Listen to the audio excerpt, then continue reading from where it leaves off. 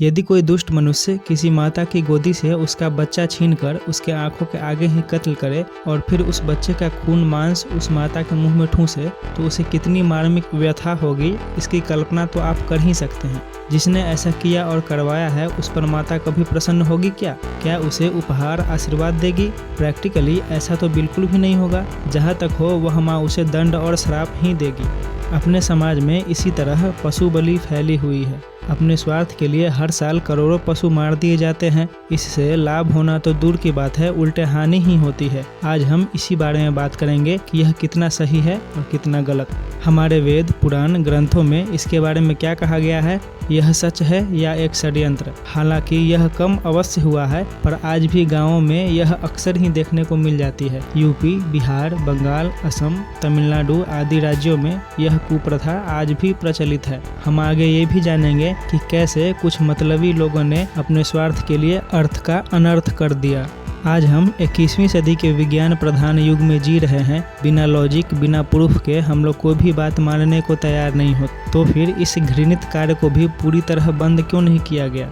हमारे हिंदू धर्म का प्रत्येक सिद्धांत इतना महान है कि उसमें मानवता, भलाई, दया और विश्व कल्याण ही भरा पड़ा है। परंतु दुख की बात है कि पिछले दिनों आतताइयों और आक्रमणकारियों ने हमारी मूल संस्कृति और उसके आदर्शों में छेड़छाड़ करके उस पर शक करने लायक बना दिया है। क्योंकि आज जो हिंदू धर्म हमारे आपके सामने है उसमें बहुत सारी चीजें खटकने वाली है। ऐसी विकृतियों में पशु बलि ही सबसे ऊपर आती है। कमजोर पशु पक्षियों को देवी देवताओं के नाम पर कत्ल किया जाता है, जो उन देवताओं के इम्पोर्टेंस को समाप्त कर सारे सभ्य समाज के सामने उन्हें घृणित, नीच, क्रूर एवं हत्यारा ही सिद्ध करती है। हालांकि सत्य यह है कि जिन देवता को प्रसन्न करने के लिए लोग ऐसा कार्य करते हैं उन्हें बहुत कष्ट और लज्जा ही पहुंचती है, क्योंकि देवता शब्द का अर्थ ही है देने वाला। जिनमें करुणा, दान, दया, सेवा, सहायता भरी हो, वो भला किसी निर्दोष के प्राण क्यों लेना चाहेंगे? सोचने वाली बात है। जिसमें ये गुण न हो उन्हें देवता कौन कहेगा? वे तो राक्षस और पिशाच ही माने जाएंगे। उन्हें कलंकित करने वाले लोगों पर वे प्रसन्न होंगे, ऐसा कभी भी नहीं हो सकता। पशु बलि करने वाले लोगों में फलते फूलते कोई विरले ही देखे जाते हैं, अन्यथा निर्दोषों की हत्या करने के कारण उन्हें कष्ट ही भोगना पड़ता है। कोई खाने की दृष्टि से मांस खावे तो उसकी पर्सनल चॉइस है, पर ऐसे में धर्म को बीच में लाकर उसे कलंकित करना बिल्कुल अनुचित है।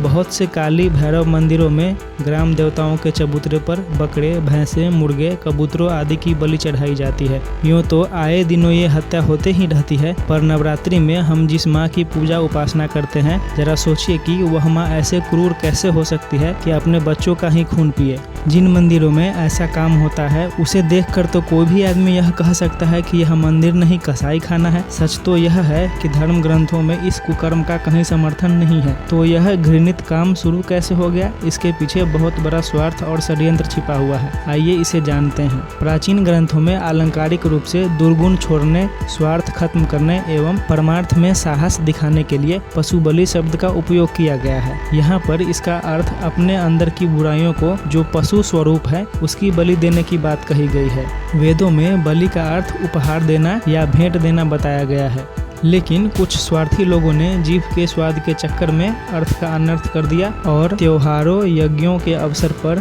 गाय, घोड़ा, बकरी, यहाँ तक कि मानव हत्या भी करने लगे। उपनिषदों में कहा गया है कि काम, क्रोध, लोभ और मोह यह पशु है, इन्हीं को मारकर यज्ञ में हवन करना चाहिए। लेकिन मध्यकालीन युग में लोगों ने सचमुच ही पशु यज्ञ का वास्तविक रूप न समझकर पशु हत्या शुरू कर दी। वेद में एक भी ऐसा मंत्र नहीं है जिसमें किसी भी प्राणी की हिंसा की ओर संकेत मिलता हो, बल्कि उन्हें न मारने का आदेश ही जगह जगह पर दिया गया है। ऋग्वेद में कहा गया है, हमारी गायों और घोड़ों को मत मार। महाभारत के शांति पर्वों में कहा गया है, शराब, मांस, मछली आदि व्यवहार धूर्तों का चलाया गया है। मान, लोभ और जीभ की टेस्ट के लिए यह बनाया गया।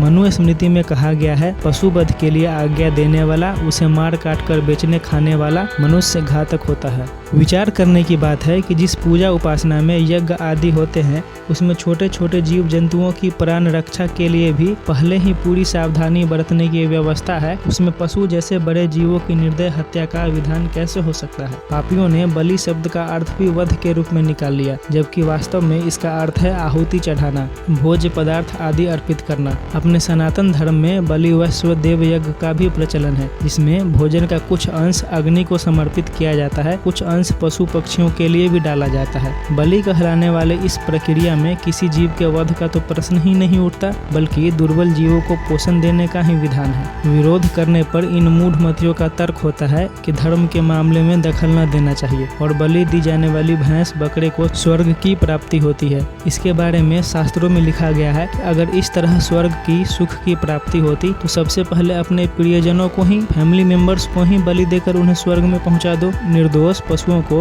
तंग क्यों करते हो? यह एक बड़े आश्चर्य की बात है कि हमारे जिस हिंदू धर्म में एक तरफ तो वेदों, उपनिषदों, दर्शनों, गीता आदि का सर्वोच्च तत्व ज्ञान पाया जाता है और दूसरी तरफ अपने कल्याण के लिए देव मूर्तियों के सामने निरपराध पशुओं की गर्दन पर छुरी चलाते हैं। यह तो स्पष्ट रूप से चालाकी है, कसाईपन है। हम भगवान को भी अपने जैसे ही मान बैठे हैं कि कुछ रिश्वत से काम चल जाए। अगर ऐसे कार्यों से सुख, समृद्धि, संतान आदि की प्राप्ति होती तो मछुआरे, कसाईयों को तो स्वर्ग चले जाना चाहिए था। तब फिर मेहनत करने, अच्छे कार्य करने, दान पुण्य, हवन पूजा आदि करने की क्या आवश्यकता होती? कुल मिलाकर देखी जाए तो पशु बलि पूरी तरह से कुछ स्वार्थी लोगों द्वारा रचा हुआ षड्यंत्र मात्र है। व्यवहारिक रूप से इसका कोई अस्तित्व नहीं है। अब समय आ गया है कि इन मूढ़ मान्यताओं को खत्म किया जाए ताकि वैदिक संस्कृति पर लगे इस कलंक को साफ किया जा सके। जहाँ भी आप इस तरह की अनीति होते देखे तो उसका भरपूर विरोध करें, उनको समझाएं और अगर न बन पड़े तो कम से कम ऐसे आयोजनों से खुद को दूर ही रखें, ऐसी विनती है। इस चैनल पर हम इसी तरह साइंटिफिक स्पिरिचुअलिटी को समझेंगे और भी अपडेट्स पाने के लिए इस चैनल को सब्सक्राइब कर इस वीडियो को अधिक से अधिक लोगों तक पहुंचाएं ताकि अवेयरनेस फैलाई जा सके। मिलते हैं एक नई इंटरेस्टिंग टॉपिक के साथ, तब तक के लिए जय हिंद, वंदे मातरम।